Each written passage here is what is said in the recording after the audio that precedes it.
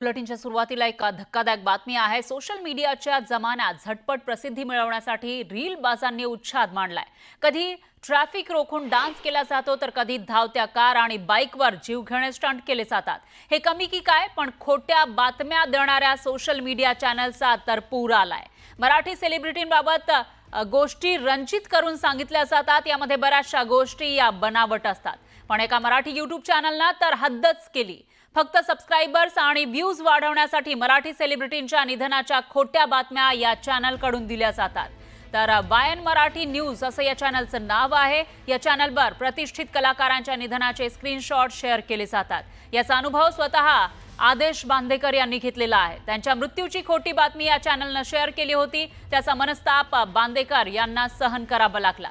केवळ प्रसिद्धीसाठी खोटी बातमी पसरवणाऱ्यांवर वेळीच कारवाई करण्याची मागणीही आदेश बांदेकर यांनी केली आहे।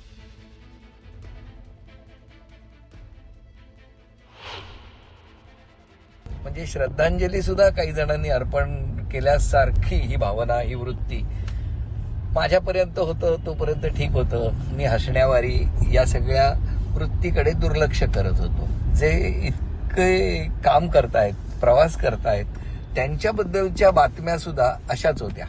म्हणजे कुणाचा घाटात अपघात, कुणाचा अख्खी बसलाच अपघात, तर कुणी म्हणजे थेट पोहोचवण्यापर्यंत। तर आता या सगळ्यांना पोहोचवायची वेळ आलेली आहे असं मला वाटतं। आणि हे पोहोचवायचं असेल तर ही वृत्ती नाहीशी व्हायला पाहिजे। इतरांच्या नावाचा वापर करून 4 पैसे कमवण्याचा हा जो धंदा आहे ना, तो बंद पाडायचा असेल तर यांना रिपोर्ट केलं पाहिजे जास्तीत जास्त लोकांनी। कारण ही वृत्ती अत्यंत घातक आहे आणि त्याच्यामुळे कुणाचं तरी नकळत कसं तरी किंवा कुटुंबातल्या कुणाचं तरी त्यामुळे नुकसान होऊ शकतं। तेव्हा या वृत्तीला श्रद्धांजली वाहावी।